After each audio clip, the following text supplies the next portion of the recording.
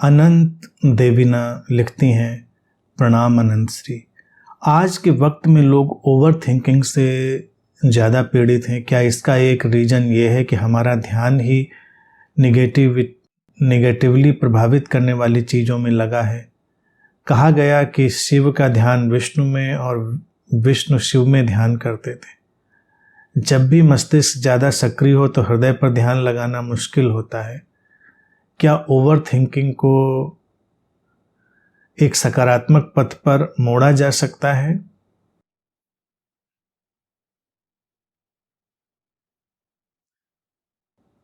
अतिशय चिंतन, विचारों का कोलाहल, उसको सकारात्मक पथ पर मोड़ना संभव है, लेकिन ये थिंकर्स के हिस्से में आने वाली बात नहीं है।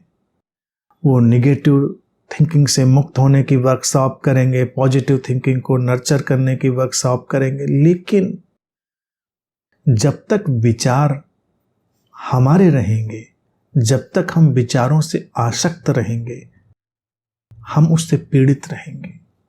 मैंने इतना सरल सा फार्मूला दिया है और वही अकर्ता की समझ के साथ अवतरित होता है कि विचार घटते हैं। विचार मेरे तो है नहीं, कम आए ज़्यादा आए, हु केयर्स। आसमान में बादल 4 आए कि 40 आए कि पूरा आसमान बादलों से ढक गया, क्या करें हम? ढक गया पूरा बादलों से आसमान और अंधेरा छा गया है, तो कितना मज़ेदार लगता है उस समय। कभी कभी इतने घनघोर बादल भरी दोपहर में छा जाएं और कैंडल जलाने की ज़रूरत पड़ जाए, ऐसा कभी वाकया जब होता है तो कितना रोमानी, कितना रोमांटिक, कितना मज़ेदार वातावरण होता है। भरी दोपहर में अचानक कैंडल लाइट में बैठे हुए हैं, तो बस अच्छी सी एक चाय बनाइए, आनंद लीजिए उस कैंडल लाइट का।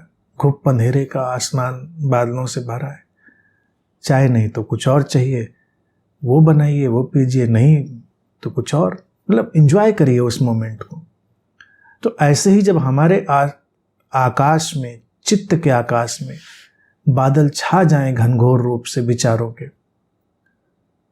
तो कुछ और करिए, अपने को रिलैक्स करिए, एंजॉय करिए, कुछ डू समथिंग डिफरेंट। लेकिन समस्या उसी मोमेंट में खड़ी हो जाएगी जिस मोमेंट में विचारों को अपना मानेंगे और कहेंगे कि मैं इतना क्यों सोच रही हूं या सोच रहा हूं, मैं इतने विचारों से ग्रस्त क्यों हूं? तो हूं, विचार मेरे तो है नहीं, मैंने तो इंपोर्ट नहीं किए थे कि मैं इंपोर्ट करके उनको लेकर आया था या आई थी। आ गए मेहमान हैं, चले जाएंगे, इंतजार करो।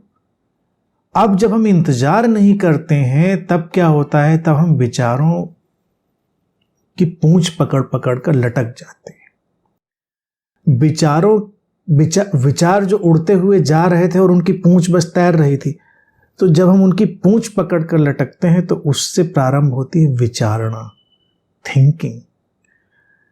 वो हमारी अपनी होती है क्योंकि हम अब उनसे आइडेंटिफाई कर चुके हैं। विचार हमारे नहीं होते, लेकिन विचारणाएं, थिंकिंग हम अपनी बना लेते हैं, क्योंकि थिंकिंग में हमारे अनुभव, हमारे प्रेजुडिस, हमारे फियर्स, हमारे अंदर की सारी जो बुनावट है वो शामिल हो जाती है और व्यक्ति को वो जो थिंकिंग है, वो विचारणा है, वो पीड़ित करती है। लेकिन इसकी बीमारी का जो बीज है, जो मूल है, वो है विचारों को अपना मानने की प्रवृत्ति। ये लंबी आदत है, आसानी से नहीं जाती। छोटे से छोटा व्यक्ति, मूर्ख से मूर्ख व्यक्ति ये कहते हुए हमेशा दिखाई दे, मेरे विचार से ऐसा है, मेरा विचार भी सुना जाना चाहिए। किसी का विचार क्या होता है? तुम्हारा विचार क्या, मेरा विचार क्या? आया इस शरीर मन के माध्यम से, वो आया, ये विचार था, वो विचार था। तो अगर हम इतना भी कर पाएं कि इस क्षण ऐसा विचार उभरता सा लगता है, थोड़ा पोएटिक हो जाए, मैं हमेशा कह रहा हूँ, एक चीज़ आज के मनुष्य के सामने बहुत बड़ा चैलेंज है, और ये न्यू एज ट्रांसफॉर्मेशन का टूल है, कीमिया है। मैं बार बार इस बात को दोहराता हूँ, अभी भी सबको सतर्क हो जाने की ज़रूरत है। हम लोग भाषा के आविष्कार के साथ विकसित हुए हैं, और भाषा के ही सुपर इम्पोजिशन से हम लोग व्यथित हो गए हैं। अब ये भाषा ही हमारा गला ना घोट दे, इसके पहले कि वो गला घोटे, हमको अपनी भाषा बदल देनी है, अपनी डिक्शनरी बदल देनी है। थोड़े से ट्विस्ट से बहुत सारे अंतर पड़ जाते हैं। शब्द भाषा चमत्कारिक है, ध्यान रखो। जैसे पिछले सेशन में मैंने एक सुझाव दिया था, उसी तरह से ये कभी भी ये मत कहो कि मेरा विचार ये है, कहो कि विचार ऐसा है। कभी ये मत कहो कि मैं ऐसा सोच रहा हूं या मैं ऐसी सोच रही हूं। हमेशा कहो कि ऐसा सोचना भीतर से आ रहा है, ऐसा सोचना घट रहा है। अचानक हम देखेंगे सब कुछ हल्का हो गया। भाषा के इतने परिवर्तन के साथ जो पकड़ जाएगी, जो कि बहुत प्राचीन पकड़ है मन की, मेरे विचार तेरे विचार की, आक्रामकता चली जाएगी, और ये जो बहुत परेशान होने की चीज है वो चली जाएगी। ठीक है, अभी हम अच्छे भले बैठे हैं, घर में काम कर रहे हैं, अचानक आंधी आ जाए तो हम क्या करते हैं?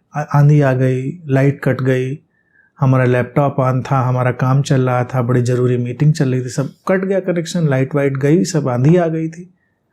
तो हम धूल से बचने के लिए खिड़की उड़की बंद करते हैं और चिंता छोड़कर मीटिंग लैपटॉप की शांति से थोड़ी देर बैठते हैं। तो जब कभी भीतर विचारों की आंधी आ जाए और इलेक्ट्रिक कट हो जाए और सब जरूरी चीज़ें थोड़ी देर के लिए चली जाए, तो नेचर क्या चाहती है? नेचर चाहती है थोड़ी देर शांति से बैठो। अब बैठकर कुछ भी करो, बैठकर गाना सुनो, गाना गाओ, किसी मित्र से मिलने चले जाओ, किसी प्रियजन के साथ बैठो। बहुत बहुत अच्छा प्रियजन हो तो बैठकर उसको देखो। कई बार अच्छे प्रियजन को देखने से ही समस्याएं हल हो जाती हैं। सौभाग्य से किसी नेचुरल जगह पर रहते हैं, प्राकृतिक जगह पर रहते हैं, तो टहलने निकल जाओ, प्रकृति के साथ थोड़ा देर रहो, उसके साथ दो चार करो। कुछ खाने पीना अच्छा लगता है, खाने पीने चले जाओ, एंजॉय करो, डू समथिंग। उस समय कुछ मत करो। जब विचारों की आंधी भीतर उठ गई है तो कुछ मत करो। उठ गई है वो, अनेक अनेक कारणों से उठी होगी, उससे मत लड़ो, क्योंकि बाहर की आंधी से भी तो हम नहीं लड़ते, भीतर की आंधी से भी मत लड़ो। और जब वो विचार और विचारे थोड़ा सा एक मिलता जुलता लगता है, तो विचार जब जा रहे हो तो उनकी पूंछ पकड़कर मत लटको, चले जाएंगे, जैसे आए थे वैसे चले जाएंगे। और आप बल्कि ज़्यादा तरोताज़ा होकर, ज़्यादा उल्लास से भरे हुए, ज़्यादा रिजुविनेट, पुनरुज्जीवित अनुभव करेंगे। यही उपाय है। न पॉजिटिव थिंकिंग उपाय है, न कोई चैनलाइजेशन उपाय है, न कोई दवाई उपाय है। विचारों को अपना मानना बंद करना ही उपाय है, क्योंकि वो अपने हैं नहीं, वो बस आते हैं, मेहमान है। मेहमानों का स्वागत करो। अब मेहमान तो मेहमान है, बुलाया था आपने एक मेहमान को, नहीं बुलाया था, मान लीजिए मेहमान आ रहा था, अपने साथ पूरा कुनबा ले आया, तब क्या करोगे? आजकल तो देखिए, जब हम लोग आजकल के लिविंग में हैं, अपार्टमेंट्स में, छोटे छोटे घरों में लोग रहते हैं, तो मेहमान भी डर डर के आते हैं। पुराने ज़माने को याद करो, एक मेहमान आता था, पता लगा पूरा कुनबा चला रहा है। बुआ जी आ गई, बुआ जी के साथ उनके बच्चे, और बच्चों के साथ उनके और कजीन, और फिर वो, फिर ये, और लोगों के दिल भी थे अच्छे, सब एकोमोडेट कर लेते थे। पता चला अचानक 3 प्राणी 4 प्राणी घर में रह रहे थे और 10-12 प्राणी घर में आ गए, कितना उपद्रव केयास हो जाता था, लेकिन लोग उसको एंजॉय करते थे। आजकल लोग इरिटेट हो जाते हैं। तो यही एटीट्यूड रखिए कि ये नहीं तय आप कर पाएंगे कि मेहमान एक आएगा कि अपने साथ भीड़ लेकर आएगा। तो विचार मेहमान है, कभी अकेले आएंगे, कभी भीड़ के साथ आएंगे। अब आपको उनके साथ जो व्यवहार करना है करिए। जैसे घर में मेहमानों को बिठाकर भी आप कहीं टहलने निकल जाएं तो इसमें कोई बुराई नहीं है। उपद्रवी मेहमानों के साथ ये करना भी उचित है। चाय वाय पूछिए आपने और कहीं आराम करिए, आप निकल गए सांस लेने के लिए। तो ऐसे ही जब विचार आ जाएं और थोड़ा उपद्रवी हों, परेशान कर रहे हो, तो उनको बैठने दीजिए अपने अंतर्मन के आकाश में और आप कुछ डिफरेंट करने निकल जाइए। फिर वो अपने आप विदा हो जाएंगे। This is the only way.